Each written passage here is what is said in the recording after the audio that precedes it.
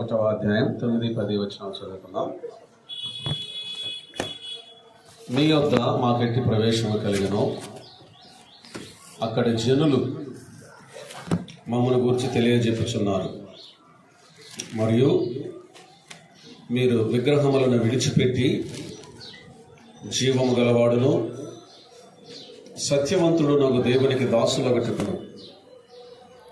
దేవుడు మృతులలో నుండి లేపిన యేసు అనగా రాబో ఉగ్రత నుండి మనలను తప్పించుచున్న ఆయన కుమారుడైన యేసు పరలోకము నుండి వచ్చునని ఎదురు చూచుటకును మీరెలాగో దేవుని వైపునకు తిరిగితురు ఆ సంగతి వారే తెలియజేయుచున్నారు. ప్రార్థన. మహోన్నతుడా, మహిమగల రాజా, మా స్తుతులకు పాత్రుడు అయిన దేవా, స్తోత్రారుడు అయిన తండ్రి, మరొకసారి నీ పాద పాఠశాల యొద్దకు మేము వస్తూ ఉన్నాం. మాతో మాట్లాడటకు ఇష్టపడే దేవుడు నాయన, మాతో మీరు మాట్లాడమని ప్రార్థన చేస్తూ ఉన్నాం. మీ వాక్య సత్యాలను మాకు మీరు బయలుపరచండి. మీ దాసులను మరుగుపరిచి మీరు మహిమ పొందమని ప్రార్థన చేస్తూ ఉన్నాం. మీ సన్నిధిని మేము ఆస్వాదించే కృపను దయచేయండి. మీ లేఖనాలను అర్థం చేసుకునే సామర్థ్యాన్ని దయచేయండి ప్రభువా. అన్నింటిలో ఘనత, మహిమ, ప్రభావం మీకు ఆరోపిస్తూ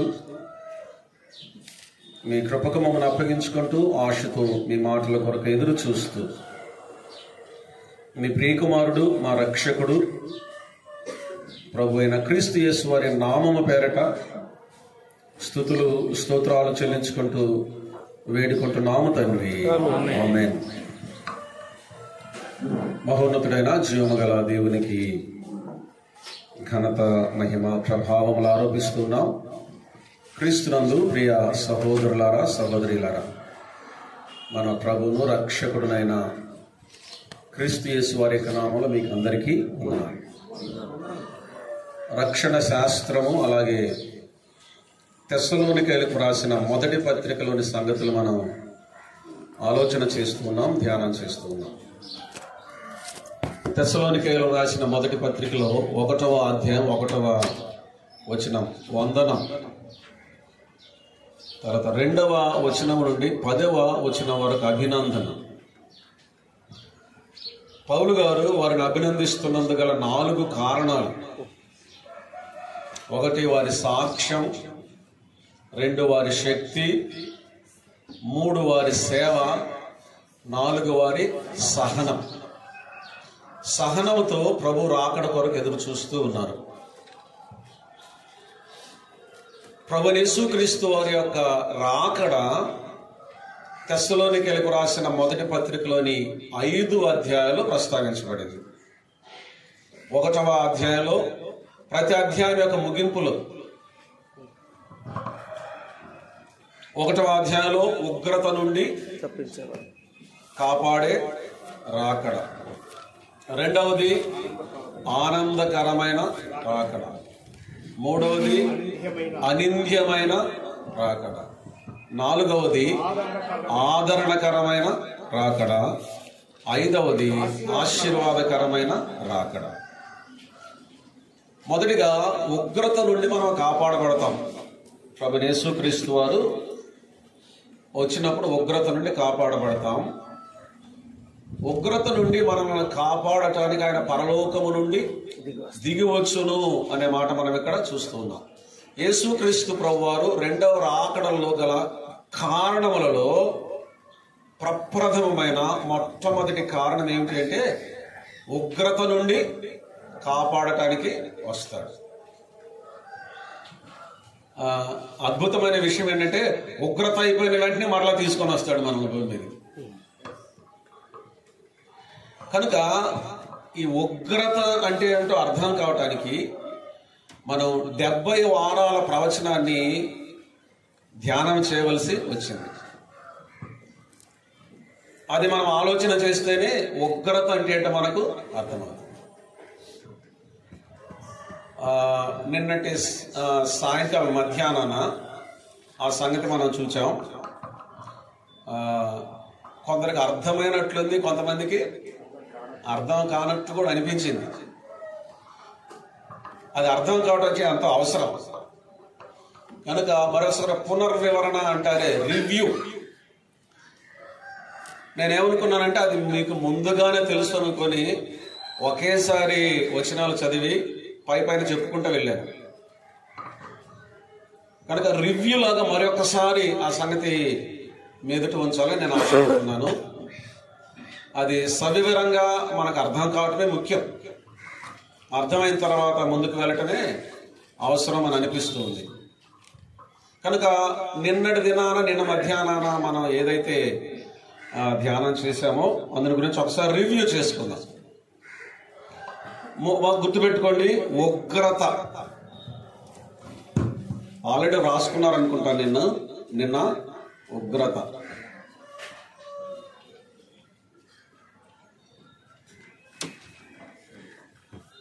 ఇంకొక ముఖ్యమైన విషయం, దేవుని ఉగ్రత.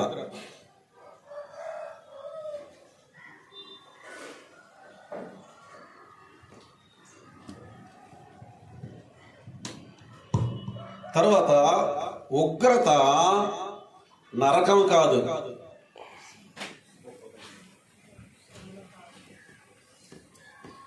ఇది గుర్తుపెట్టుకోవాలి ప్రాముఖ్యంగా. పాపమునకు రావాల్సిన శిక్ష నరకం, ప్రభువైన యేసుక్రీస్తులో విమోచింపబడుట ద్వారా. కాబట్టి ఇప్పుడు క్రీస్తు యేసునందున్న వారికి ఏ శిక్ష విధియు లేదు. కనుక రక్షింపబడిన ప్రతి వ్యక్తి కూడా నరకాగ్ని గుండం నుండి తప్పించబడతారు. నరకము నుండి తప్పించబడటానికి ఒకే ఒక కారణం, నరకం నుంచి ఎలా తప్పించబడతారు ఒకే ఒక కారణం ఏంటంటే ప్రభువైన క్రీస్తు యేసునందు విశ్వాసం ఉంచుట ద్వారా, రక్షింపబడుట ద్వారా నరకం నుండి తప్పించబడతాం. కనుక ఈ ఉగ్రత ఏదైతే ఉందో ఇది నరకం కాదు, అది మొట్టమొదటిగా మనకు అర్థం కావాలి. ఈ మాట అర్థమైందా? ఉగ్రత నరకం కాదు, ఇది దేవుని ఉగ్రత. నేను చెప్పాను, ఉగ్రత మన మీదికి లేక భూమి మీదికి వచ్చేది ఉగ్రత. నరకం ఏంటి? పాప క్షమాపణ పొందని పాపులు వెళ్ళేది నరకం. ఉగ్రత వచ్చేది నరకానికి వెళ్ళేది. కనుక ఉగ్రత నరకం రెండు ఒకటి కాదు. కనుక ఉగ్రత అంటే ఏంటో మనకు అర్థం కావటానికి సూచాయిగా 70 వారాల ప్రవచనాన్ని మనం చూచాం. ఇప్పుడు ఈ విషయం అర్థమైంది కదా.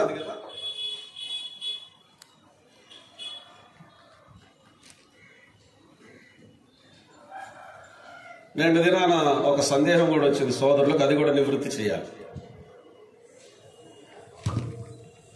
70 వారములు.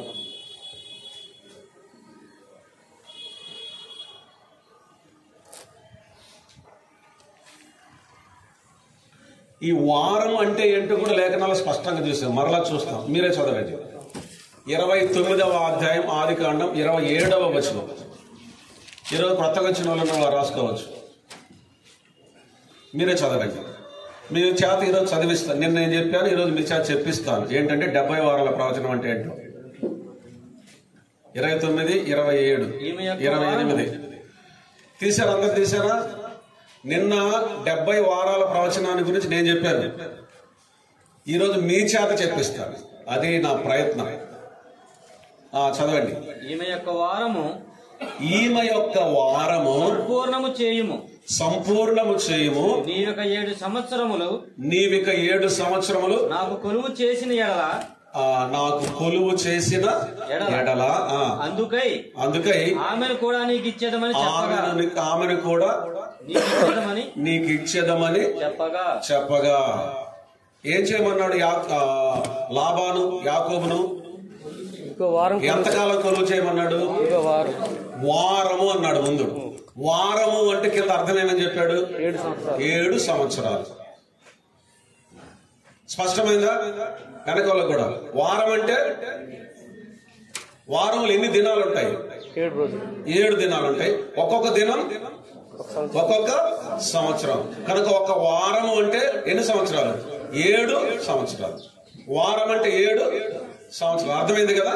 ఇప్పుడు 70 వారాలంటే 70 × 7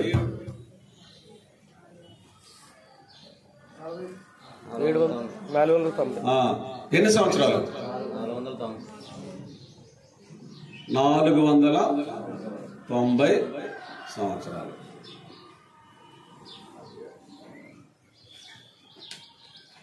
ఇంతవరకు అర్థమైంది కదా? రైట్. కనుక 70 వారముల ప్రవచనము అంటే 490 సంవత్సరాల కాలం యొక్క ప్రవచనం. 70 వారాలు అంటే ఎంతకాలం? 490 సంవత్సరాలు.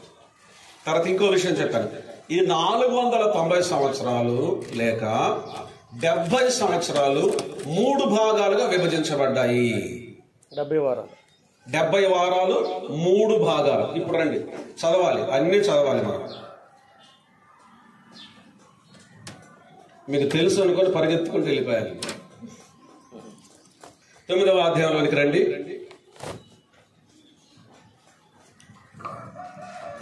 దానియేలు గ్రంథం 9వ అధ్యాయం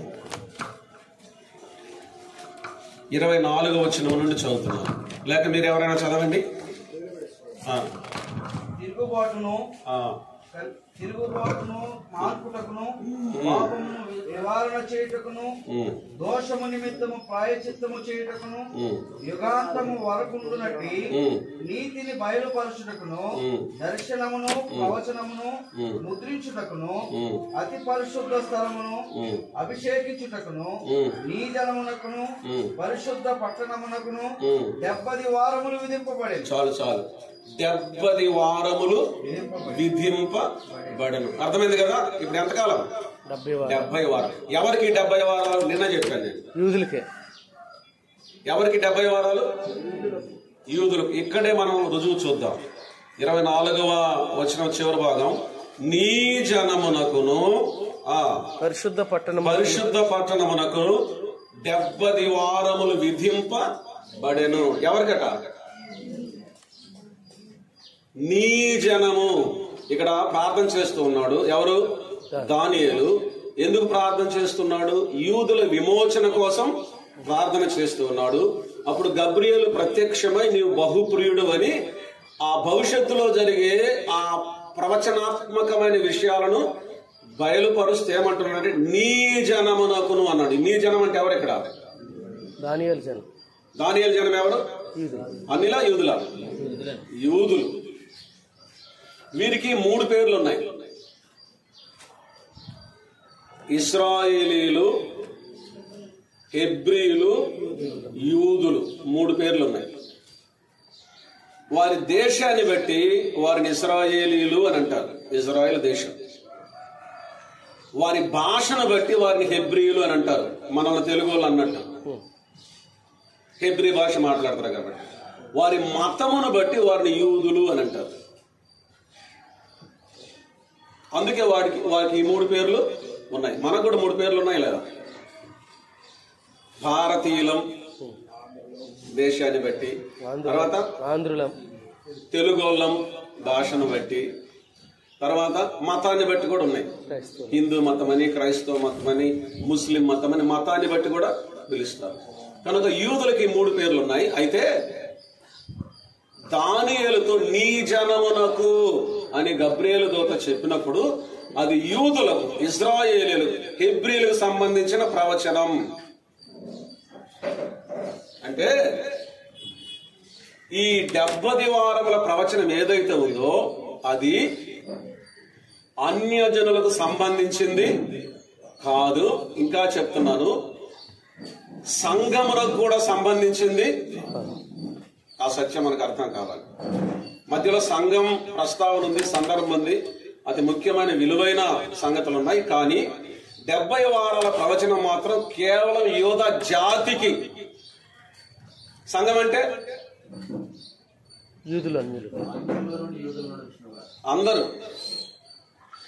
ఆది సంఘంలో అందరూ యూదులే కదా. ఆది సంఘం ఎప్పుడు?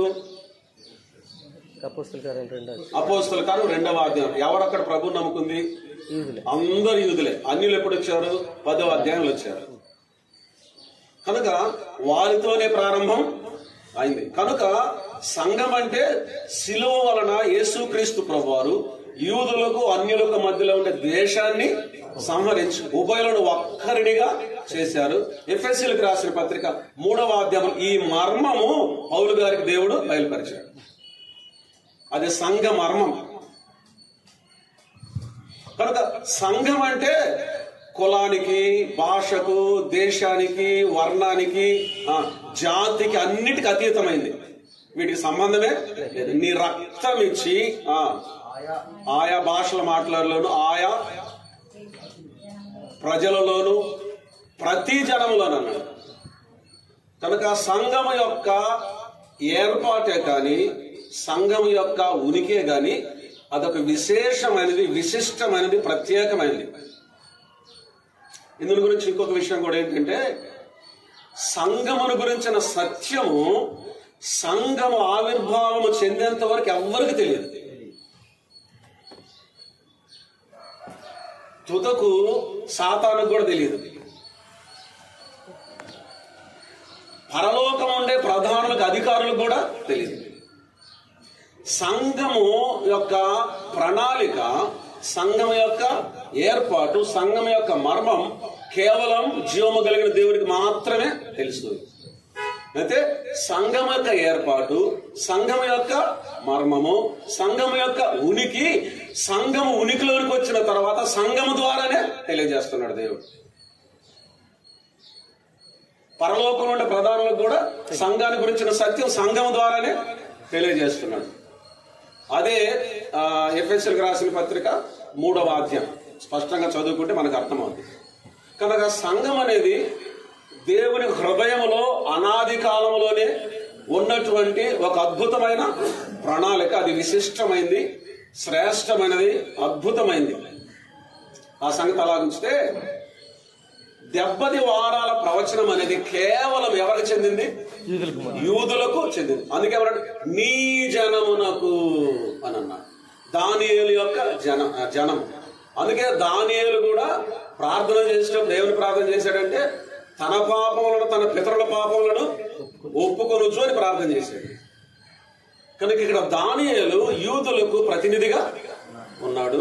నీ జనమునకు 70 వారాలు అంటే ఖచ్చితంగా ఈ 70 వారాలు యూదులకు సంబంధించిన ప్రవచనం. అది మాత్రం గుర్తుంచుకోండి. తర్వాత ఇప్పుడు చదవండి. 3 భాగాలు అన్నాను కదా. ఎన్ని భాగాలు? 3 భాగాలు. ఇప్పుడు చదువుదాం, చూడండి. మీరే చదవండి. 25వ వచనం చదవండి.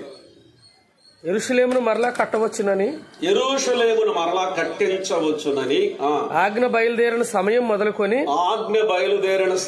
మొదలుకొని, అభిషక్తుడుగా అధిపతి వచ్చు వరకు 7 వారములు పట్టునని స్పష్టముగా గ్రహించుము. 62 వారములు తొందరగల సమయములందు పట్టణపు రాచవీధులను కందకములను మరలా కట్టబడును.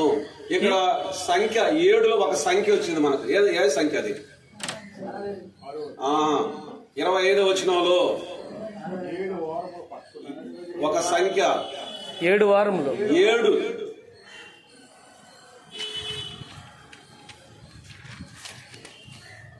యెరూషలేమును మరలా కట్టించవచ్చునని ఆజ్ఞ బయలుదేరిన సమయం మొదలుకొని అభిషిక్తుడగు అధిపతి వచ్చు వరకు 7 వారములు పట్టునని అని అన్నాడు.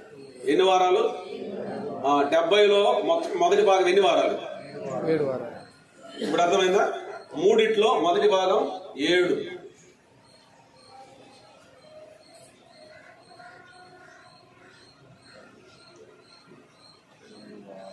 ఏడు అంటే ఎన్ని సంవత్సరాలు? 49 సంవత్సరాలు. 7 ఇంటూ వారం అంటే 7. ఎన్ని వారాలు? 7 వారాలు. కనుక 7 ఇంటూ 7 ఎన్ని వారాలు? లేక ఎన్ని సంవత్సరాలు? 49 సంవత్సరాలు. 49 సంవత్సరాలు. మొదటి భాగం ఎన్ని సంవత్సరాలు? 49 సంవత్సరాలు. మనకు 70 రావాలి. తర్వాత అదే వచనంలో చదువుతున్నాం చూడండి. 7 వారములు పట్టణాన్ని స్పష్టంగా గ్రహించము. 62 వారములు తొందరగల సమయములందు పట్టణపు రాచ వీధులను కందకములను మరలా కట్టబడును. 26వ వచనం. ఈ 62 వారములు జరిగిన పిమ్మట ఏమీ లేకుండా అభిషక్తుడు నిర్మూలము చేయబడును. వచ్చునట్టి రాజు యొక్క ప్రజలు పవిత్ర పట్టణమును పరిశుద్ధ ఆలయమును నశింప చేయుదురు. వాని అంతము హఠాత్తుగా వచ్చును, మరియు యుద్ధ కాలాంతం వరకు నాశనము జరిగినని నిర్ణయింపబడెను. ఈ 26వ వచనంలో ఇంకో సంఖ్య వచ్చింది మనకు. ఏ సంఖ్య అది? 62 వారాలు. 62 వారములు. 26వ వచనంలో సంఖ్య 62 వారాలు. 62.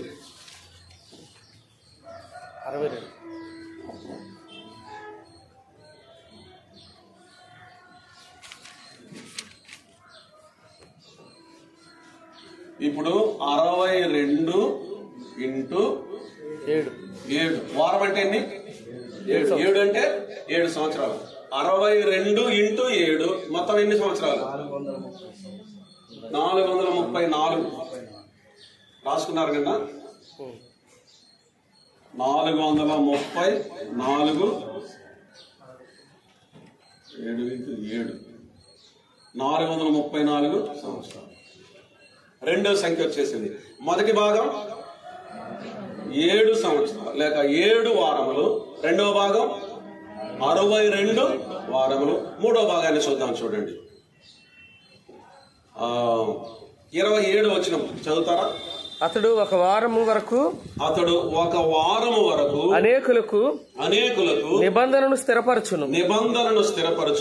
అర్ధవారమునకు బలిని నైవేద్యమును నిలిపివేయును. హేయమైనది నిలిచి వరకు నాశనము చేయవాడు వచ్చును. నాశనము చేయువానికి రావాలనని నిర్ణయించిన నాశనము ముగించు వరకు ఇలాగున జరుగును. 27వ వచనంలో ఇంకో నెంబర్ వచ్చింది మనకు, ఇంకో సంఖ్య. ఏంటది? 1. ఒక వారం. ఇప్పుడు 1 ఇంటూ 7 ఎన్ని సంవత్సరాలు? 7 సంవత్సరాలు. గుర్తుపెట్టుకోండి. 49 434 7 ఎన్ని మొత్తం? 9 4 13 13 1 7 20. ఇంత కరెక్టేనా?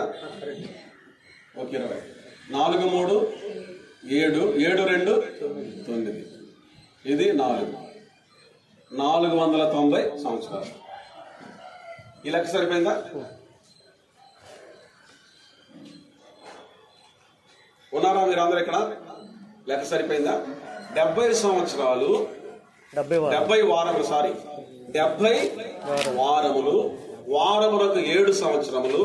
70 ఇంటూ 7 490 సంవత్సరములు. 490 సంవత్సరములు 3 భాగాలు. మొదటి భాగం 7 వారములు అంటే 7 ఇంటూ 7 49 సంవత్సరాలు. రెండవ భాగం 62 వారములు. 62 ఇంటూ 7 434 సంవత్సరాలు. మూడవది ఒక వారం 1 ఇంటూ 7 సంవత్సరాలు. 70 వారములు 490 సంవత్సరాలు. ఇప్పుడు ఈ 70 వారములకు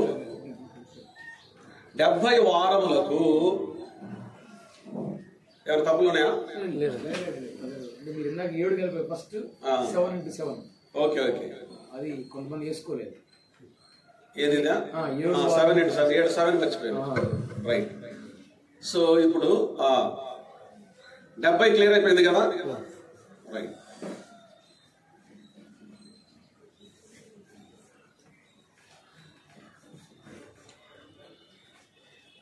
ఇప్పుడు దేనికైనా ఒక ప్రారంభం ఉండాలి కదా. ఈ 70 సంవత్సరాలు కూడా ఒక ప్రారంభం ఉండాలి. ఎప్పుడు ఆ ప్రారంభం? ఇప్పుడు రండి మళ్ళా దానియేలు గ్రంథం 9వ అధ్యాయం అధ్యాయము. ఎక్కడ చెప్పండి వచనం? 25.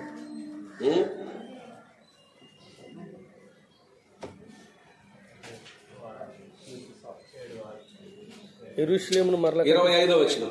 రైట్. యెరూషలేమును మరలా కట్టించవచ్చునని మరలా కట్టించవచ్చునని ఆజ్ఞ బయలుదేరిన సమయము మొదలుకొని అభిషక్తుడికి అధిపతి వచ్చే వరకు 7 వారాలు, మొత్తం 70 వారాలు. ఆ 70 వారాల వివరణ తెలియజేస్తూ 25వ వచనంలో ప్రారంభం ఎప్పుడో చెప్తూ ఉన్నాడు. 70 వారాలకు ప్రారంభం. 24 ముగింపులు ఏమన్నాడు? 70 వారాలు అన్నాడు. ఆ 70 వారాల యొక్క ప్రారంభం 25వ వచనంలో చెప్తూ ఉన్నాడు. 25వ వచనంలో ఎప్పుడా ప్రారంభం? యెరూషలేమును మరలా కట్టించవచ్చునని ఆజ్ఞ బయలుదేరిన సమయము మొదలుకొని. ఎప్పుడు ఈ ఆజ్ఞ బయలుదేరింది చెప్పాను కదా నేను. నెహెమ్యా గ్రంథం 2వ అధ్యాయము 8వ వచనం తీస్తారా? పట్టణ ప్రాకారమునకు అందరు తీసారా? చదువుతుండే కదండి. ఈ 70 సంవత్సరాలకు ప్రారంభం అంటే ఈ ప్రారంభం నుంచి ముగింపు వరకు అని అర్థం. 8వ వచనం నెహెమ్యా 2:8. పట్టణ ప్రాకారమునకును మందిరముతో సంబంధించిన కోట గుమ్మములకును నేను ప్రవేశింపబో ఇంటికిని దూలములు మ్రానులు ఇచ్చునట్లుగా రాజుగారి అడవులను కాయు ఆసాపునకును ఒక తాకీదు ఇయ్యుడని అడిగితిని. అలాగు నాకు తోడుగా ఉండి నాకు కృప చూపుచున్న నా దేవుని కరుణాహస్తము కొలది రాజు నా మనవి ఆలకించిన. తాకీదు ఇవ్వమని అడిగితే రాజు మనవి ఆలకించాడు. కనుక రాజు ఏం చేశాడు? తాకీదు ఇచ్చాడు. ఎందుకు? దేనికి తాకీదు ఇచ్చాడు? యెరూషలేమును తిరిగి నిర్మించటానికి అనుమతి పత్రముగా తాకీదు ఇచ్చాడు. కనుక ఇప్పుడు దానియేలు గ్రంథంలోనికి రండి. మరలా దానియేలు గ్రంథం 9వ అధ్యాయము 25వ వచనం చదువుతున్నాను చూడండి. యెరూషలేమును మరలా కట్టించవచ్చునని ఆజ్ఞ బయలుదేరిన సమయము మొదలుకొని అధిశక్తుడకు అధిపతి వచ్చు వరకు 7 వారములు పట్టును. చాలండి. ఇప్పుడు ఎన్ని వారాలు అయింది? 7 వారాలు. ఎంతకాలం అంట పట్టణాన్ని కట్టించాలి? 7 వారములు కట్టించాలి. 7 వారములు కట్టబడ్డాయి ఆ తాకీదు ఇవ్వబడిన సమయము నుండి. కనుక 7 వారములు అంటే మొట్టమొదటిగా 7 × 7 49 సంవత్సరాలు యెరూషలేము యొక్క పునర్నిర్మాణం.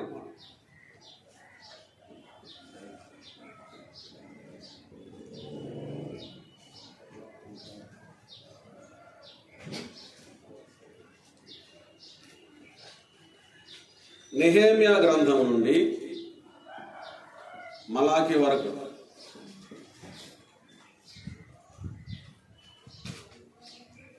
నెహెమ్యా గ్రంథం నుండి మలాకి గ్రంథం వరకు ఎన్ని సంవత్సరాలు?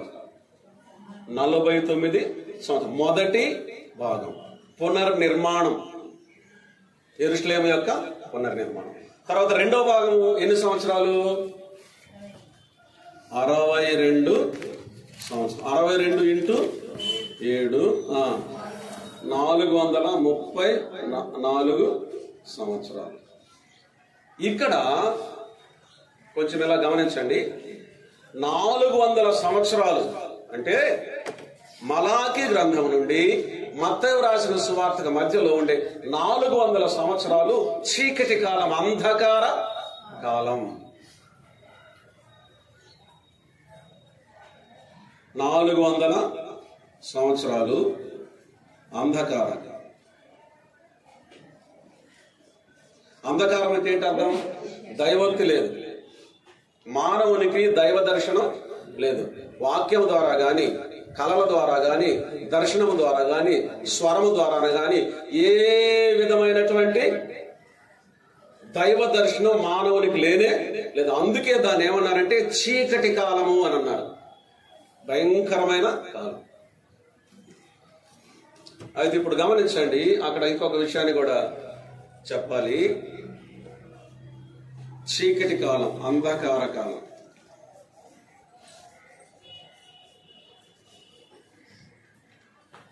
ఈ అంధకార కాలంలో ఒక వ్యక్తి ఉన్నాడు.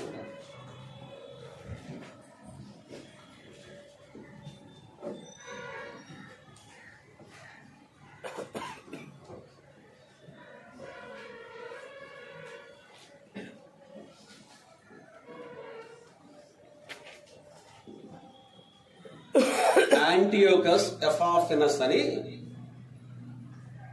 ఒక నియంత, ఒక చక్రవర్తి ఉన్నాడు. ఎప్పుడు తెలిసిన? ఈ 400 సంవత్సరాల అంధకార కాలంలో. ఇతను భవిష్యత్తులో శ్రమల కాలంలో యూదులను హింసించే క్రీస్తు విరోధికి ముందుగా ఉన్నాడు. ఎవరు? యాంటియోకస్ ఎపాఫెనస్. ఎందుకు తెలిసిన?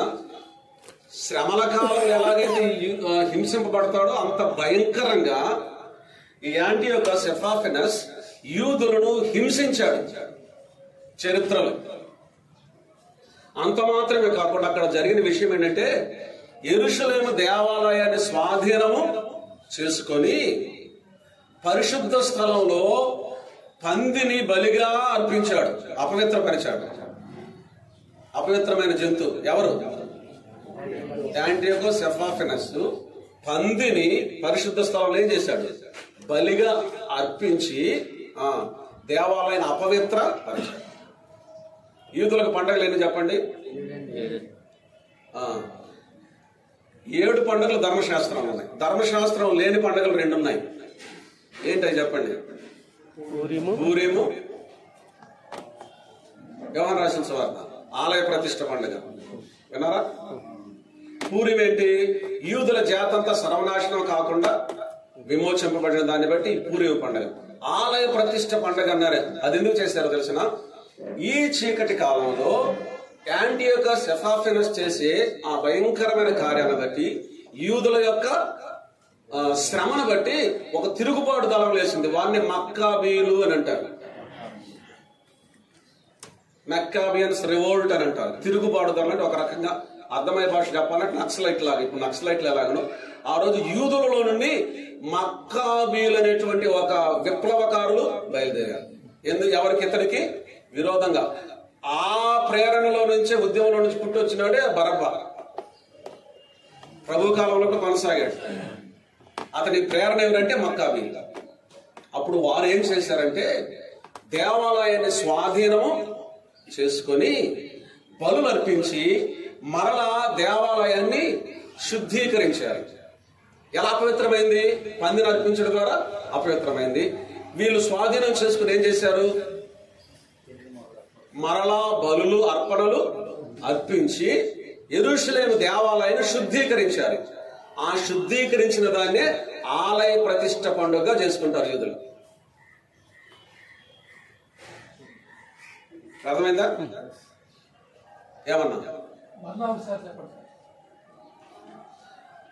చీకటి కాలం ఉంది కదా, 400 సంవత్సరాలు అంధకార కాలం. ఎప్పుడు? మలాకి నుంచి మత్తయి రాసిన సువార్త వరకు. ఆ కాలంలో ఒక చక్రవర్తి ఉన్నాడు, నియంత్రణ, యాంటియోకస్ ఎపాఫెనస్ అని. అతడు భవిష్యత్తులో వచ్చే క్రీస్తు విరోధికి ముంగుర్తుగా యూదులను బహుగా హింసించాడు. అంత మాత్రమే కాకుండా యెరూషలేము దేవాలయంలో పందిని బలిగా అర్పించలేక బలి చేసి దేవాలయాన్ని అపవిత్రపరిచాడు. తిరుగుబాటుదారులు, మక్కాబీయులని తిరుగుబాటుదారులు లేచి, విప్లవకారులాగా లేచి మరలా దేవాలయాన్ని వారు స్వాధీనపరుచుకొని బలులు అర్పించి మరలా దేవాలయాన్ని శుద్ధీకరించారు. ఆ శుద్ధీకరించిన దినాన్ని పండుగగా చేసుకుంటారు. దాని ఆలయ ప్రతిష్ఠ పండుగ అంటారు. యోహాను రాసిన సువార్తలో ఆలయ ప్రతిష్ఠ పండుగ సమయంలో యేసు ప్రభు యెరూషలేము దేవాలయానికి వెళ్ళాడు. చదివారా? అది ఆలయ ప్రతిష్ట పండుగ. ఓకేనా? కనుక ఇప్పుడు ఈ 400 సంవత్సరాలు ఈయన గుర్తుపెట్టుకోండి కొంచెం సేపు అలా. 400 ప్లస్ ఈ 400 సంవత్సరాలు అయిన వెంటనే యేసుక్రీస్తు ప్రభువారు జన్మించాడు. అందుకే లోకం రాసిన సువార్తలు ఆయన ఏమన్నారంటే అరుణోదయం అన్నాడు. అరుణోదయం అంటే ఏంటి? సూర్యుడు ఉదయించడం. అప్పటి వరకు ఏముంది? చీకటి ఉంది. సూర్యుడు వచ్చినప్పుడు చీకటి ఏమవుతుంది? పారదోలబడుతుంది. కనుక అంతవరకు ఉన్నటువంటి చీకటి కాలాన్ని బద్దలు చేసి యేసుక్రీస్తు ప్రభువు వెలుగుగా ఇలా ఆయన ఎంతకాలం జీవించాడు? 33.5 అంటే 34. అంటే ఆయన సెలవు వేయబడినప్పుడు ఆయన వయసు ఎంత? ఏ సంవత్సరంలో ప్రవేశించాడు? 34లో ప్రవేశించాడు. 33.5 అంటే ఆయన ఎంత? 34లో ప్రవేశించాడు. యేసుక్రీస్తు ప్రభువారు యెరూషలేము యొక్క పట్టణంలో ప్రవేశించినప్పటికీ ఈ 434 సంవత్సరాల కాలం అయిపోయింది. అంటే 62 వారములు. 62 వారాలు అంటే ఎన్ని సంవత్సరాలు? 434 సంవత్సరాలు. ఎప్పుడు అయిపోయింది? యేసు ప్రభువారు దేవాలయంలో ప్రవేశించారు. ఈ 400 సంవత్సరాలు ఏమన్నా తెలిసిన తొందరగల కాలం. తొందరగల కాలం అంటే యూదుల హింస. ఇంకో విషయం గమనించండి, ప్రపంచ చరిత్రలో ఉన్నారు ఇక్కడ, ప్రపంచ చరిత్రలో యూదులు పొందినన్ని శ్రమలు ఇంకెవ్వరు కూడా పొందలేదు. ఇప్పటికి కూడా వాళ్ళ శ్రమ ఒకదగల, అంటే ఇప్పటికి వాళ్ళ శ్రమ అయిపోలే, కొనసాగుతూనే ఉంది వాళ్ళ హింస. ఇప్పుడు హిట్లర్ ఎంతమంది యూదులు చంపాడు? 60 లక్షల మంది యూదులను చంపేశాడు. నీరో యూదులను బహుగా హింసించాడు. టైటస్ చక్రవర్తి కాలంలో ఒకేసారి ఎంతమంది చనిపోయారు? 70వ సంవత్సరంలో, క్రీస్తు శకం 70వ సంవత్సరంలో పస్కా పండుగ దినం ఎంతమంది? 6 లక్షల మంది యెరూషలేములో వధించబడ్డారు. వాళ్ళ శ్రమ, వాళ్ళ హింస కొనసాగుతూనే ఉంది. వాళ్ళ యొక్క శ్రమ హింస ఎప్పుడు ముగుస్తుందంటే 70వ వారం యొక్క ముగింపులోనే శ్రమల కాలంలో అంతాన వారి యొక్క శ్రమ ముగిసిపోతుంది. అంతవరకు కొనసాగుతూనే ఉంటుంది. అయితే ఇప్పుడు ఏమండి, దేవుని ప్రజలు కదా వాళ్ళకి ఎందుకు అంత శ్రమ వచ్చింది? ఇక్కడ ఒక పాఠం నేర్చుకోవాలి మనం. ఆ రక్తం మా మీదను మా పిల్లల మీద, ఆ రక్తం మా మీద మా పిల్లల మీద 6 లక్షల యూదుల మీద అయిపోయారు. అక్కడ క్రీస్తు శకం 70వ సంవత్సరంలో యెరూషలేములో 6 లక్షల మంది యూదులు చంపైనప్పుడు ఆ ప్రవచనమైంది. అంటే వారి శాపము రావాల్సిన శిక్ష అప్పుడు అయిపోయింది. అందుకే కదా యేసు ప్రభువు పట్టణంలో ప్రవేశించి ఏడుస్తాడు. దాని విషయమై ఏడ్చి ఈ నీ దినమైన సమాధాన సంబంధమైన సంగతులను తెలుసుకుని నీకెంతో మేలని ఏడ్చాడు. ఎందుకు తెలిసిన? దాన్ని దృష్టించుకొని తర్వాత అప్పుడే ప్రభు చెప్పాడు, శత్రువు నీ మీద గట్టు కట్టి ముట్టడి వేసి నీ పట్టణంలో పిల్లలను కూడా లేకుండా చేస్తాడని ప్రభు ఏడ్చాడు. ఎరిగిన వాడు 70వ సంవత్సరం. ఆ రక్తం మా మీద మా పిల్లల మీద. అసలు వాస్తవానికి వీరి యొక్క హింస ఆది నుంచి కూడా ఇలా కొనసాగడానికి కారణం ఐగుప్తులో వచ్చినప్పటి నుంచి కూడా కొనసాగుతూనే ఉంది. అనరణ్యంలో రాలిపోలేదా? కారణం ఏంటి?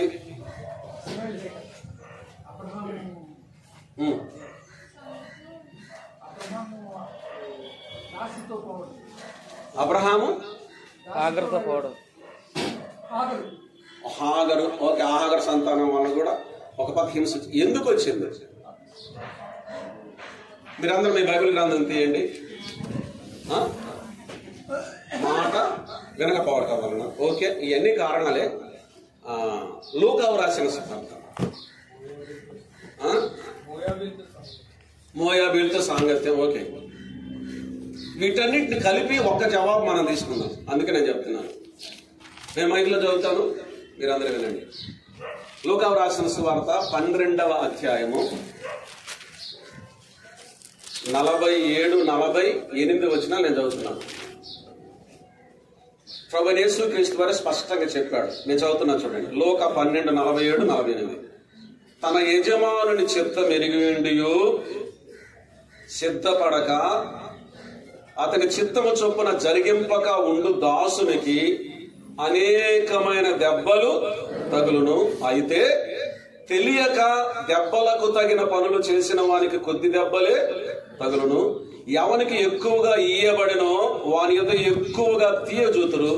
మనుషులు ఎవనికి ఎక్కువగా అప్పగింతురు వాని యొద్ద ఎక్కువగా అడుగుదురు. ఓకేనా? దెబ్బలు ఎవరు తగిలేదు. తప్పు చేసిన వాళ్ళు అందరికీ దెబ్బలే. అవునా కదా? ఉన్నారా మీరు ఇక్కడ? ఒకసారి నా వైపు చూడండి. తప్పు చేసిన వాళ్ళకి అందరికీ దెబ్బలే, కానీ ఎక్కువ ఎవరికి తగులుతాయి? తెలిసి చేసినవాడు. సింపుల్గా ఒకే మాట, తెలిసి చేసినవాడు. ఒక ఇంట్లో 4 అన్నదమ్ములు ఉన్నాడు. పెద్దవాడు ఉన్నాడు. హింసలు కలిగినట్టే యజమానుడి చిత్తం ఎరిగి చేయట్లేదు. ఓకేనా? మీరేమనుకోకండి. సేవకులకు పెద్దలకు ఎక్కువ సమస్యలు ఎందుకు వస్తాయి అర్థం చేసుకోండి. ఎందుకబ్బా ఈయన ఇంత గొప్ప సేవకుడు ఇంత కష్టపడుతున్నాడు? వస్తాయి కదా. ఎందుకు అంటే అన్ని కష్టాలకు ఇదే కారణం కాకపోవచ్చు, కానీ ఇది కూడా ఒక కారణం.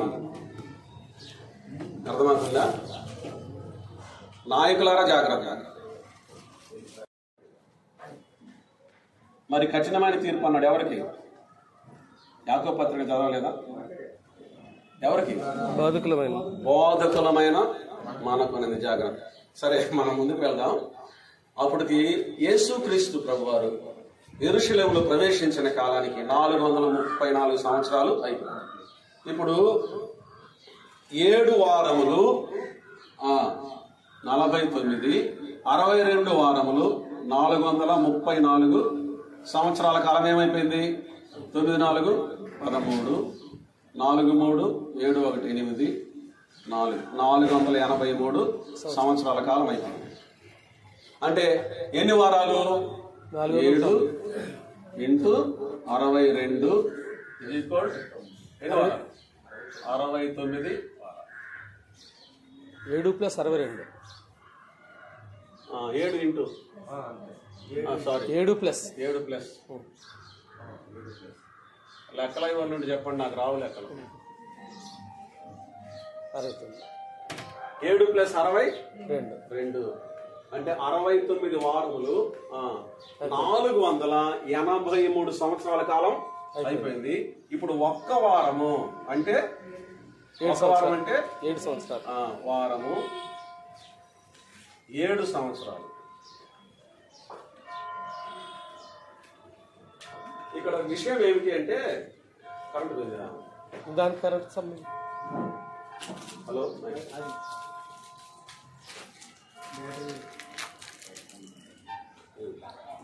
ఇక్కడ 7 సంవత్సరాలు. ఇప్పుడు ఏనండి, ఇదే కీలకం మనకు. దీనికోసమే ఇంత చుట్టూ తిరిగి వచ్చాం మనం. ఇక్కడ 7 సంవత్సరాలు ఇంకా ఈ కాలం ప్రారంభం కాలేదు. అర్థమవుతుందా? అంటే ఆఖరి వారము ఇంకా ప్రారంభం కాలేదు. 69వ వారం 70వ వారానికి మధ్యలో కొంత విరామ కాలము ఉంది. విన్నారా? అక్కడ 69కి 70కి మధ్యలో కొంత విరామ కాలం ఉంది. అది ఎంతకాలం ఎవ్వరికి తెలియదు. ఇక ఆఖరి వారం ప్రారంభం కావలసి ఉంది. 69 వారాలు అయిపోయాయి. 69కి 70కి మధ్యలో మనమున్నాం. అర్థమైందండి? దాన్ని ఏమన్నారు? హితవత్సరము అన్నాడు. యేసు ప్రభువారు లోకం రాసిన సువార్త 4వ అధ్యాయంలో ఆయన గురించి చెప్పబడిన ప్రవచనాన్ని చదివేటప్పుడు హితవత్సరం అన్నాడు, కానీ ప్రతిదండన దినమని చదవలే. నేను చదివాను కదా, మళ్ళీ తీయాల. టైం అయిపోయింది, అన్నకు టైం ఇవ్వాలి. లోకం రాసిన సువార్త 4వ అధ్యాయం, యెషయా గ్రంథం 61వ అధ్యాయం 2వ వచనం. అది ఎక్కడ చదివాడు యేసు ప్రభువారు? లోకం రాసిన సువార్త 4వ అది వచనం. ఎన్ని వచనం? 18వ వచనంలో ఆయన అన్ని చదువుతూ హితవత్సరం వరకు సాగాడు.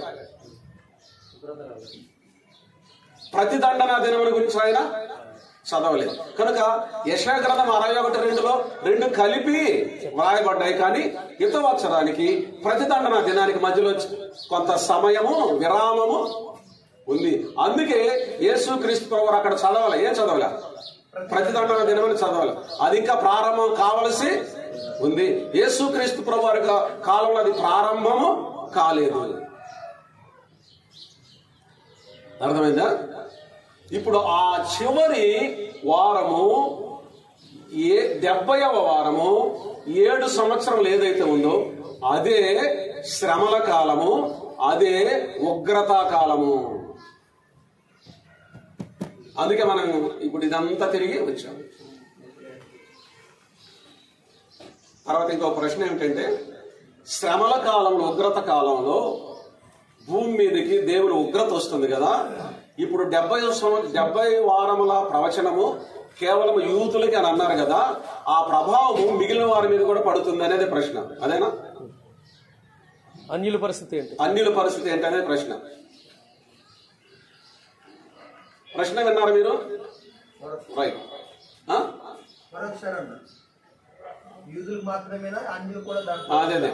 అదేనా ప్రశ్న? దేవుని ఉగ్రత భూమి మీద కుమ్మరించబడినప్పుడు ప్రకృతి వైపరీత్యాలు భూమి మీదకి వస్తాయి. అవునా కాదు? భయంకరమైనటువంటి తెగుళ్ళు, ఆ తర్వాత రకరకాలైనటువంటి విపత్తులు కలుగుతాయి భూమి మీద. ప్రకటన గ్రంథంలో ఉన్నాయి కదా.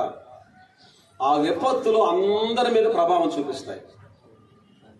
ఎవరి మీద? యూదుల మీద, అన్యుల మీద, అందరి మీద ప్రభావం చూపిస్తాయి. కానీ ఇక్కడ యూదుల శ్రమ అంటాం ఏంటంటే, క్రీస్తు విరోధి యూదులను గురిగా పెట్టుకుని ఎక్కువ హింసిస్తాడు.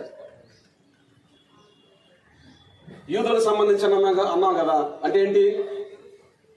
ఈ అంధకార కాలంలో యాంటియోకస్ ఎపాఫ్రస్, గుర్తుపెట్టుకోమని చెప్పిన వ్యక్తిని, అతను ఎలాగైతే యూదులను భయంకరంగా హింసించాడో అలాగే క్రీస్తు విరోధి ప్రకృతి వైపరీత్యాలతో పాటు యూదులను ప్రత్యేకంగా హింసకు గురి చేస్తాడు. అర్థమైంది ప్రసాదన? ఈ హింస క్రీస్తు విరోధి ద్వారా వచ్చే హింస. ఇతను క్రీస్తు విరోధికి ముంగుర్తుగా ఉన్నాడు. అక్కడ మరలా మనం చదివితే 7వ వారం 70వ వారాన్ని 7 సంవత్సరాలని 2గా విభజించాడు. మళ్ళీ దానియేలు గ్రంథంలో విభజించాడు కదా. 3.5 వరకు యూదులు అనుకూలంగా ఉంటారు. తర్వాత 3.5కు తిరుగుబాటు చేస్తారు. ఎందుకు? హేయమైనది ఆలయంలో ప్రతిష్ఠించినప్పుడు అన్నాడు. ఇక్కడ యాంటియోకస్ ఎపాఫ్రస్ ఏం చేశాడు? హేయమైన జంతువును, పందిని బలి అర్పించాడు. క్రీస్తు విరోధి ఏం చేస్తాడు తెలిసిన? తన విగ్రహాన్ని ఆవిష్కరిస్తాడు దేవాలయంలో. తన విగ్రహాన్ని ఆవిష్కరించినప్పుడు యూదులు తిరుగుబాటు చేస్తారు. అప్పటి నుంచి ఎందుకు తిరుగుబాటు చేస్తారు గమనించండి. బబులోను చెరలోనికి వెళ్ళడానికి 2 ప్రధానమైన కారణాలు. 1 విశ్రాంతి సంవత్సరాల ఉల్లంఘన, 2 విగ్రహారాధన. దేవుడు వాళ్ళు బబులోను చెరలోకి ఎందుకు పంపించాడో తెలిసిన? బబులోన్ అంటే విగ్రహాలకు ఆరంభం బబులోనే. విగ్రహారాధన పుట్టింది బబులోన్, ఇరాక్లోనే పుట్టింది, భారతదేశంలో కాదు. ఎక్కడైతే విగ్రహారాధన పుట్టిందో అక్కడికే పంపించాడు దేవుడు అని. అక్కడి నుండి వచ్చిన తర్వాత ఇంతవరకు వాళ్ళు విగ్రహారాధన చేయలేదు. ఎవరు? ఇశ్రాయేలు గాని యూదులు గాని. బబులోను చెర తర్వాత ఇంక విగ్రహారాధన అనేది యూదా దేశంలో లేక ఇశ్రాయేలు దేశంలో లేనే లేదు. కనుక దేవాలయం విగ్రహం కనబడినప్పుడు అర్థమవుద్ది వాళ్ళు క్రీస్తు విరోధిని మెస్సయ్య అనుకుంటారు. నిబంధన స్థిరపరచు అంటాడే, నిబంధన చేసుకుంటాడు. దానియేలు గ్రంథం 9వ అధ్యాయం చివరి వచ్చిన యూదులతోటి క్రీస్తు విరోధి నిబంధన చేసుకుంటాడు. విగ్రహాన్ని ఆవిష్కరించినప్పుడు యూదులకు వెలుగుద్ది. ఏంటి? ఇతడు మెస్సయ్య కాదు, క్రీస్తు విరోధిని తిరుగుబాటు చేస్తారు. అప్పుడు మత్తయి రాసిన సువార్త 24వ అధ్యాయం యూదులు కొండలకు పారిపోవాలను అని. ఎందుకు చెప్పండి? యూదులకు భయంకరమైన హింస కలుగుతుంది. అందుకే 70 వారాలు ఎవరి కోసం? గమనించండి, యూదుల ఆశీర్వాదాన్ని ఇప్పుడు మనం పొందుతున్నాం. అవునా కదా? ఏం చెప్పండి? ఓకే, మామూలు భౌతికంగా మానవునికి అవసరమైన వాటిని కనిపెట్టిన వాళ్ళు ఎక్కువ మంది యూదులే. నోబెల్ బహుమతులు యూదులకే. అవునా కదా?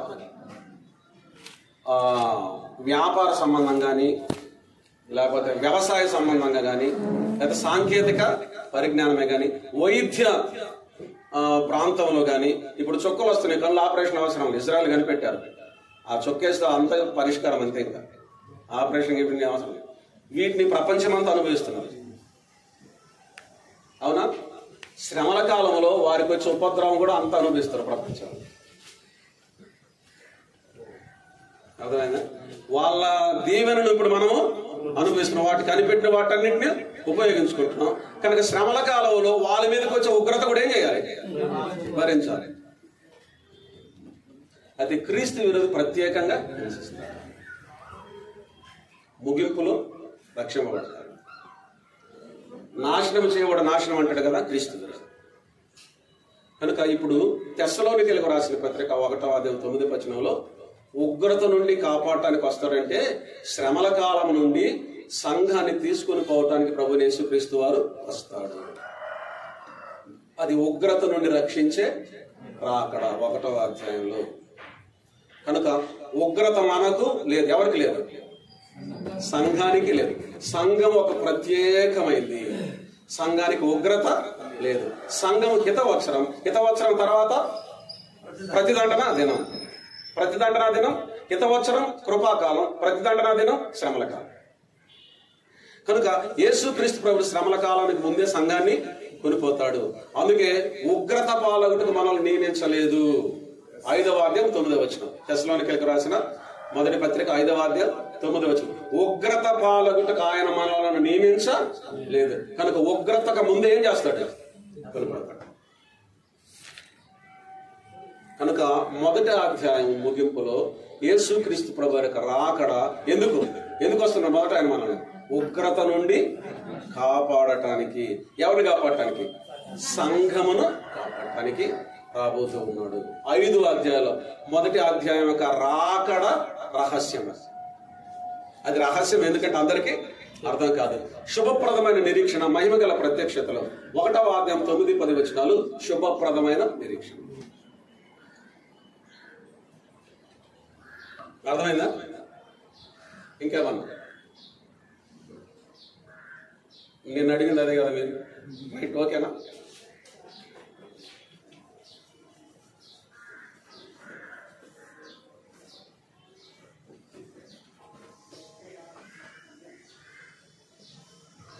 దయగల దేవా, ప్రేమ కలిగిన తండ్రి, స్తోత్రాలు. మీ విశేషమైన సంఘ ప్రణాళికలో దీనులమైన మమ్మల్ని